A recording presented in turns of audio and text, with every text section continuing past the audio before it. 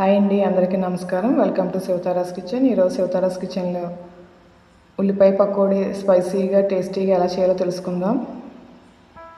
ముందుగా 250 గ్రామ్స్ ఉల్లిపాయలు ఇలా స్లైసెస్ కింద కట్ చేసుకున్నాను. స్లైసెస్ని మరీ పలుచగా కట్ చేసుకోకండి. ఆయిల్లో బాగా ఫ్రై అయిపోయి పకోడీ టేస్ట్ అంత బాగోదు. ఇలా మధ్యస్థంగా కట్ చేసుకోండి ఆనియన్స్ని. అందులో 4 పచ్చిమిర్చిని చిన్న ముక్కలుగా కట్ చేసుకుని వేసుకోండి.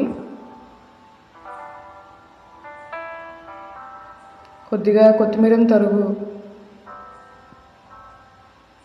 1 స్పూన్ అల్లం ముక్కలు, 1 స్పూన్ జీలకర్ర,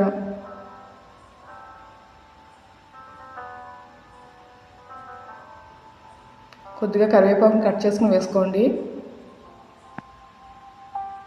రుచికి సరిపడినంత సాల్ట్, 1/2 స్పూన్ కారం,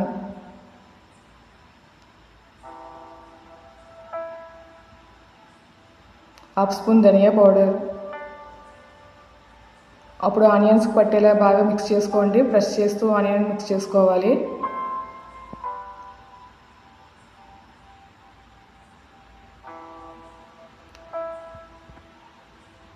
టూ స్పూన్స్ వరిపిండి వేసుకోండి. వరిపిండి వేసుకోవడం వల్ల పకోడీలు క్రిస్పీగా వస్తాయి. చల్లారినా సరే క్రిస్పీగా ఉంటాయి పకోడీలు. 100 గ్రామ్స్ దాకా శనగపిండిని వేసుకుంటున్నాను.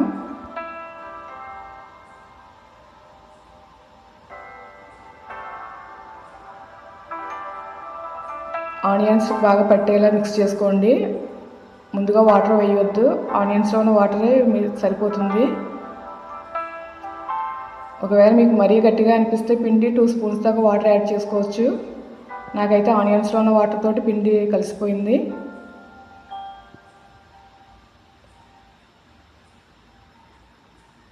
ఆయిల్ కాస్త వేడయ్యాక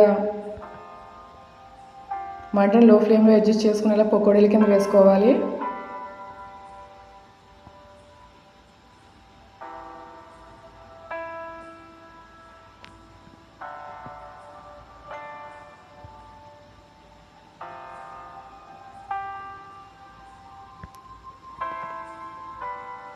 మొత్తం అంతా ఇలా ఆయిల్లో పకోడీల కింద వేసుకుని లో ఫ్లేమ్లో వేయించుకోవాలి.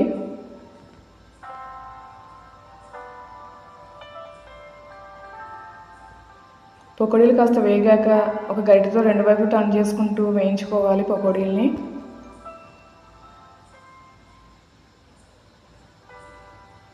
ఇలా గోల్డెన్ కలర్ షేడ్ వచ్చాక పకోడీల్ని మనం ఆయిల్ని తీసేసుకోవడమే. మిగిలిన పిండిని కూడా ఇలా పకోడీల మాదిరిగా వేసేసుకోవాలి.